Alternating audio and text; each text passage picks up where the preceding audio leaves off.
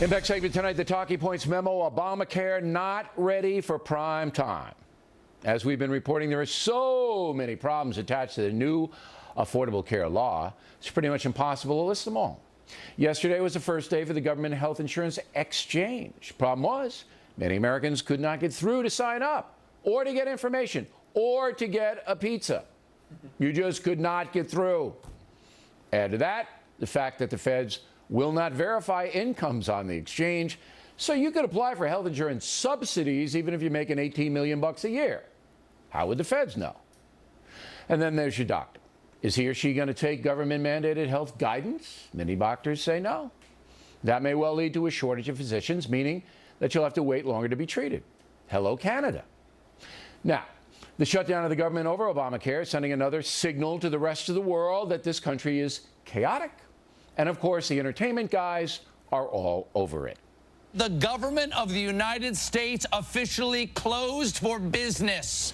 Finally, a chance to use our famous nation-building skills right at home. Congress is still getting paid. Let me tell you something. I want the names of the idiots who elected these people. Oh, wait. Oh, it's us? Never mind. Maybe if you just explained Obamacare, we'd be able to resolve this issue quicker. To help insure all Americans. But what does that mean?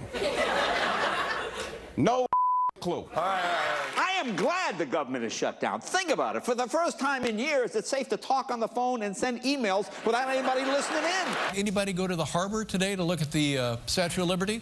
There's the Statue of Liberty. They got it. They got it tarped up.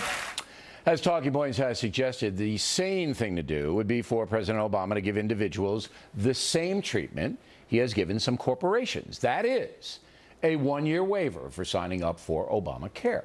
If you want to sign up now, you can. That is, if you can get through. But if you would rather wait and see, you can. We, the people, should be given that option. If President Obama would agree to that, the Republicans would stop the funding chaos. So there you have it. Obamacare's a mess. The government shutdown is embarrassing, and there is a sane compromise available. And that's a memo. Now for the reaction. Joining us from Washington, Republican Kate Obershane and Democrat Kirsten Powers is also a Fox News analyst. So I've solved it, right, Powers?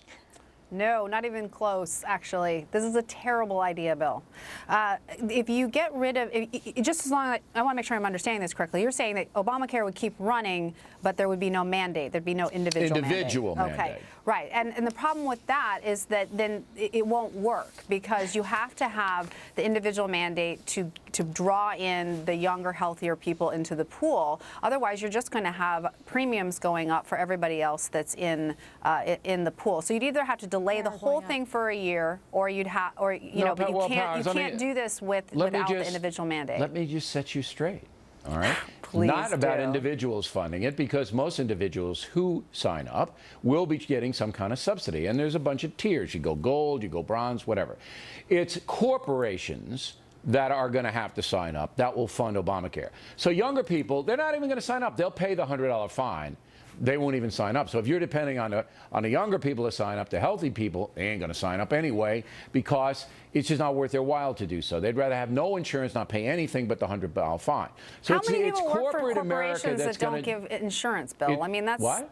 Hardly any corporations exist that don't already offer health insurance. No, but everybody, look, why do you think Obama gave a waiver to some corporations? You have to sign They're all up. different. No, but they're all different kinds of waivers, and a lot of them are very specific to certain situations in those corporations. It is going to be the corporations and companies of the United States that drive the money into the Obamacare system, not the individuals.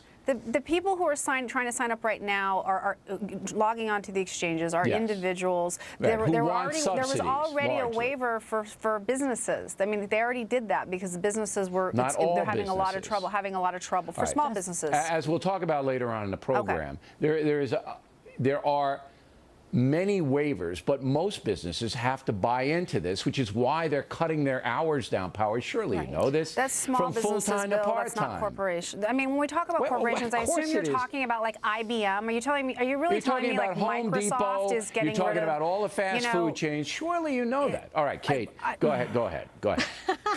Well, first of all, it is the individuals that are going to fund a lot of this program, and that's one of the reasons why there should be a delay, because young people who are going to the websites right now, not able to sign up, they are not going to be sticking around for 45 minutes to 2 hours on the phone only to be told that they can't sign up, and they're not going to come back in a couple of weeks. You're absolutely right that there's no incentive for young people to sign up. So when Kirsten says delaying the individual mandate for a year will ensure that it doesn't work, I assure you it's not going to work right now. And yes, the businesses, particularly those who have given Obama contributions, they're getting exempted, but individuals are not getting the same treatment to wait for this to be able to actually work. You guys are both missing the big picture here. The big picture is that this is going to run a deficit anyway. And Powers, when has the Obama administration been opposed to that? I mean, come on. They're going to fund it no matter how they have to fund it. But a lot of it's going to come from individuals like Wendy's and Burger King and all of these places that have to pay into this system. Individuals, yes, Bill, but most Wendy's is not an individuals who sign individual. up are going to get subsidies. But they're going to get subsidies. But because most individuals who work referring... get coverage from their companies. But why are you referring to companies as individuals? I'm not. I'm just telling you it's a system that depends on corporate America's buy-in, which is why they're compelling them to do that, which is why they're cutting the hours down for their workers.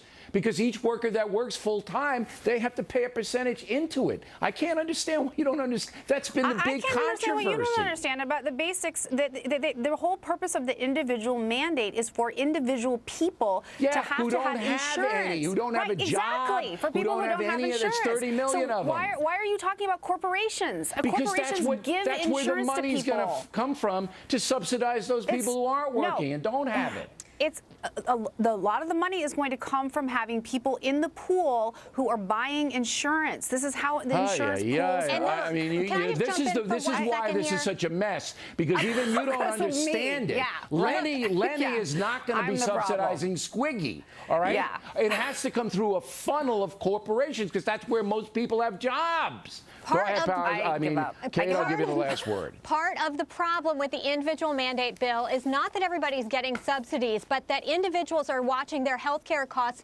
escalate. Obama said that individuals would see their health care costs go down by about $2,500 by the end of his first term. That's not happening, and not everybody is getting subsidies. A lot of people are either getting kicked off their insurance or they're watching their premiums rise significantly, and young people are going to be watching. But those are people with a certain income. No, they're not, Bill. They're not the wealthy. People. No, that's the key here. That is the problem, that Obama's promise was a lie, and that individuals, and I'm not talking about high-income individuals, but your average Americans are seeing their health care costs increase. You know I love you both, but after this segment, everyone has a headache, and this just points out. This just points out that what that comedian said in the lead-in to the Talking Points memo, nobody knows what the blank is going on here, because it's so complicated, so convoluted, and so screwed up that they should have a year to get it unscrewed. The individual mandate is not complicated. It's An expensive. individual has to get insurance, and then they have to go onto the exchange and buy it. It's very simple. Okay. Very simple. All right, ladies, thanks very much, Dr. Ben Carson's directly ahead. He knows what's going on. We'll talk to him about it. And he's